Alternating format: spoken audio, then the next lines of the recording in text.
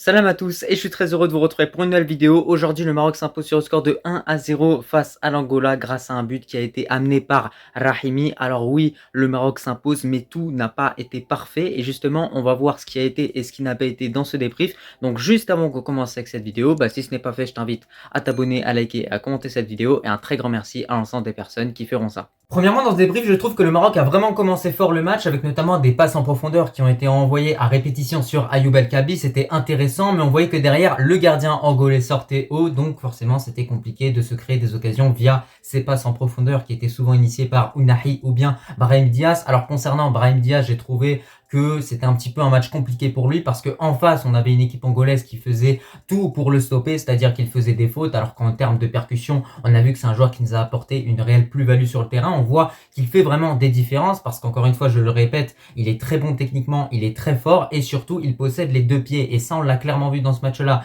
Un coup, il peut décaler à droite, un coup, il peut décaler à gauche. Et à chaque fois, ce qu'il fait, c'est quelque chose qui est peut-être imprévisible pour l'adversaire. Alors oui, il a pris des mauvaises décisions parce que parfois, à l'abord de la surface de réparation, on avait un meilleur choix qui était à effectuer à gauche, il l'a mis à droite sur Achraf Hakimi. Mais à part ça, franchement, moi je trouve qu'en termes de percussion, c'est vraiment un joueur qui nous a apporté une plus-value, même si voilà, bien évidemment, ça va prendre du temps pour qu'il s'intègre totalement à l'équipe, mais je trouve que ça a plutôt été intéressant ce qu'il a proposé en ce début de match. Tout comme le Maroc de façon générale, parce que franchement sur les premières minutes, on a eu beaucoup d'attaques, on a eu voilà à gauche, ça allait sur Elias Ben Seguir, à droite sur Achraf Hakimi, on a vu les combinaisons entre Hakimi, Ziyech et tout simplement Ounahi, on a commencé à retrouver ce fameux triangle, mais au final c'était réellement compliqué. Et pourquoi? En face, on avait cette équipe de l'Angola, une équipe qui a réalisé un très gros parcours lors de la dernière Coupe d'Afrique en Côte d'Ivoire, une équipe qui est bien en place, qui se connaît bien, qui a un très bon coach et surtout une équipe qui nous a analysé. On voit qu'à chaque fois il bloquait bien les lignes de passe, le Maroc essayait de casser les lignes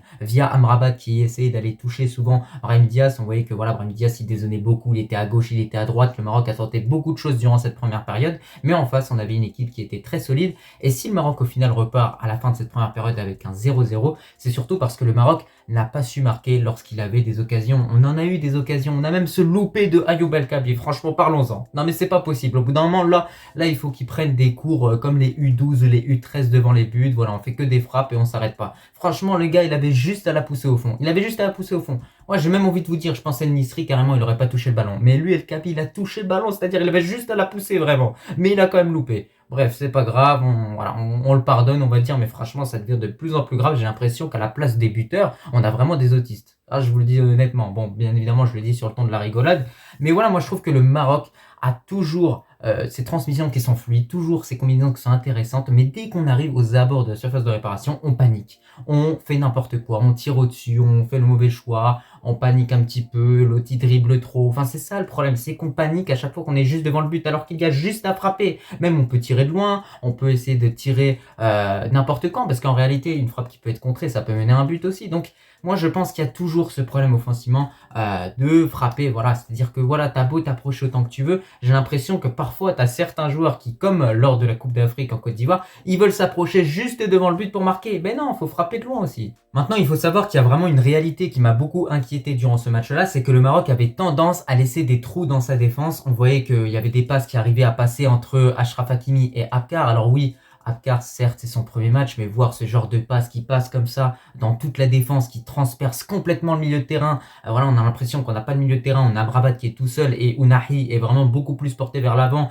Brahim Diaz, bon, il fait les efforts défensifs, on le voit qu'il se donne beaucoup sur le terrain, mais justement, peut-être que on mise trop sur l'offensive vis-à-vis de ce match-là et on s'en rend compte parce que derrière, il y a des passes justement qui cassent nos lignes, qui transpercent notre milieu de terrain et on a des joueurs angolais qui commencent à se créer des situations où même à un moment, on aurait pu, voilà, il y a un penalty qui aurait pu être sifflé, mais heureusement, alhamdoulilah, il n'y a pas une si grosse faute que ça. J'ai envie de vous dire que voilà, Abdé, ce qu'il a subi contre l'Afrique du Sud, il n'y avait pas faute, donc là, logique aussi qu'il n'y ait pas faute. Après, néanmoins, vis-à-vis de cette première période, ce qu'il faut quand même relever, c'est qu'on a une animation offensive qui est plus intéressante par rapport à l'animation offensive qu'on avait pu voir lors de la CAN 2024, parce que déjà, on a Diaz qui bouge partout, clairement, c'est un électron libre, il est partout sur le terrain, et surtout, il se donne beaucoup, et d'ailleurs, il a subi beaucoup de fautes durant ce match-là. Alors malheureusement, quand tu joues dans le cœur du jeu, que tu as un joueur qui est aussi bon techniquement comme Brahim Diaz, tu vas subir des fautes, parce que moi, je vous le dis, dans son style de jeu, c'est un joueur qui me fait énormément penser à Lionel Messi, à Eden Hazard, et on sait que ces joueurs-là subissent énormément de coups par match. Donc j'ai envie de vous dire qu'avec le Real Madrid, il est habitué,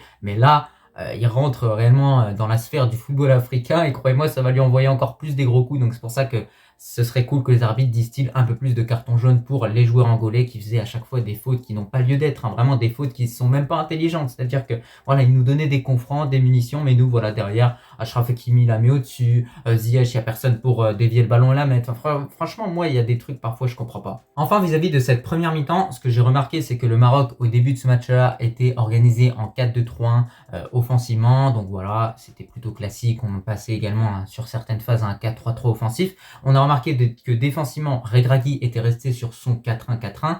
Et on a remarqué qu'un peu plus tard, dans cette première mi-temps, le Maroc était passé en 4-4-2. Mais on n'a pas eu vraiment le temps de voir ce que ça donnait, étant donné que cette petite transition s'est faite aux alentours de la 30e minute. Désormais, concernant cette deuxième période, bah écoutez, j'ai trouvé qu'il n'y a pas grand chose qui a changé, mais plutôt que les changements ont apporté justement une plus-value à notre jeu offensivement, notamment la très bonne entrée de la part de Rahimi, qui est tout simplement l'auteur de l'unique but de cette rencontre. Voilà, un but un petit peu cafouillage où il passe entre le défenseur, le gardien qui se loupe également sur la sortie.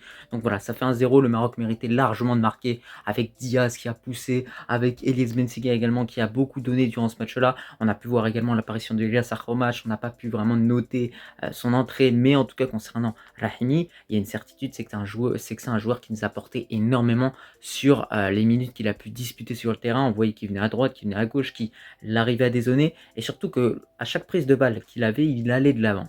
Il allait de l'avant et c'est ça, j'ai trouvé ça que c'était tout simplement très intéressant. Ensuite, on a également eu l'entrée de El Khanous, El Azouzi, Richardson, des joueurs qui ont remporté cette CAN U23. Donc bon, eux ont continué d'avoir leur même niveau. Voilà, ils ont fait le taf, hein, tout simplement. Il n'y a rien à dire par rapport à ces joueurs-là. El Nisri, franchement, mais qu'est-ce que vous voulez que je vous dise? Franchement, je ne vais même plus en parler. Je ne vais même plus en parler parce que son contrôle à la toute fin du match, son contrôle loupé, non mais s'il vous plaît, dites-moi en commentaire ce que vous en avez pensé, mais c'est une catastrophe totale. El Nisri, c'est une catastrophe totale et je pèse mes mots.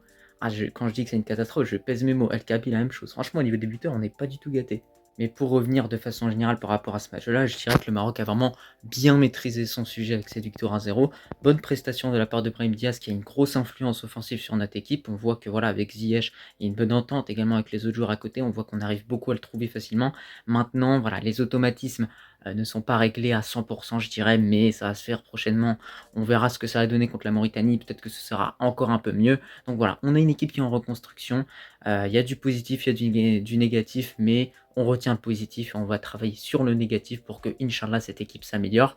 Mais de façon générale, moi j'ai apprécié les apparitions de Rahimi, de Brahim Diaz, donc je suis plutôt satisfait. C'est vraiment ces deux joueurs-là que je suis durant ce rassemblement. En tout cas, n'hésitez pas à me donner votre avis en commentaire par rapport à ce match-là. Et moi, je te remercie si tu as regardé cette vidéo dans son entièreté et je te dis tout simplement à la prochaine.